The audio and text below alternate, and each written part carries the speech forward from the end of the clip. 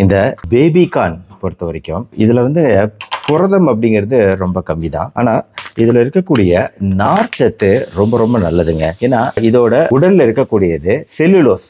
மெயினா இந்த செல்லுலோஸ் அப்படிங்கிறது இன்சாலிபிள் ஃபைபர், கரையாத நார்ச்சத்து. அதனாலதான் வந்து நம்மளோட ஜீரண மண்டலத்துக்கு ரொம்பவே நல்லது அப்படின்னு சொல்லலாம். இது கொஞ்சம் மெதுவா தான் ஜீரணமாகும். இதுல இருக்கக்கூடிய சத்துக்கள் முழுமையா உறிஞ்சணும்னா நீங்க நல்ல மெதுவா கடிச்சு சாப்பிட வேண்டியிருக்கும். பிளஸ் பேருக்கு ஏற்ற மாதிரி இது பேபி கார்ன், குழந்தைகளுக்கு நல்லது. அதாவது கருவில் இருக்கக்கூடிய குழந்தைகளுக்கு, கர்ப்பிணிகளுக்கு நல்லது. ஏன்னா இதுல இருக்கக்கூடிய ஃபோலேட் அப்படிங்கிறது நியூரல் டியூப் டிஃபிக்ஸ் அப்படின்னு சொல்லிட்டு மூளை குறைபாடு வராம தடுக்கக்கூடிய பண்புகளை கொண்டது இதுல இருக்கக்கூடிய சத்துக்கள். இது இல்லாம பல்வேறு மினரல், வைட்டமின் சத்துக்கள் உண்டு. ஏன்னா சர்க்கரை அளவுகளை ஏற்றாது, குறைவான கிளைசிமிக் இண்டெக்ஸ் உள்ளது.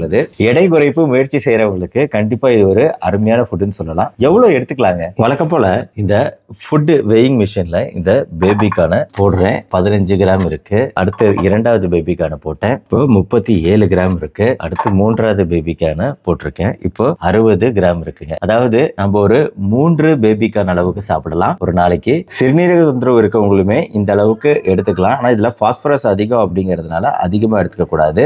நான் ஆல்கஹாலிக் ஃபேட்டி லிவர் அப்படின்னு சொல்லக்கூடிய கல்லீரல்ல வரக்கூடிய கொழுப்புகள், இதை வந்து குறைக்கக்கூடியது. இதுல இருக்கக்கூடிய பிங்க் ஒன் அப்படின்னு சொல்லக்கூடிய ஒரு விதமான ஆட்டோபேகி, கொழுப்புகளை கரைக்கக்கூடியது. இதை எப்படி சாப்பிடலாம் அப்படின்னா நம்ம சேலட் மாதிரி சாப்பிடுறது இதோட நார்ச்சத்து அப்படியே நம்மளுக்கு கிடைக்க உதவி செய்யும். காலை நேரத்திலும் மதியான நேரத்திலயும் சாப்பிடுறது பெட்டர். இரவு நேரத்துல சாப்பிட்டோம்னா இது ஜீரணம் ஆகிறதுக்கு கொஞ்சம் லேட் ஆகுறதுனால இரவு நேரத்துல வேண்டாம். இதோட சைடு எஃபெக்ட் ஏதாவது இருக்கா? நிறைய சாப்பிட்டோம்னா கேஸ் ஃபார்மேஷன், ப்ளோட்டிங், அஜீரணம் போன்ற விஷயங்கள் ஏற்படலாம். இதை சாப்பிட்ட பின்னாடி ஒரு அரை மணி நேரம் கழிச்சு தண்ணீர் குடித்தல் நல்லது.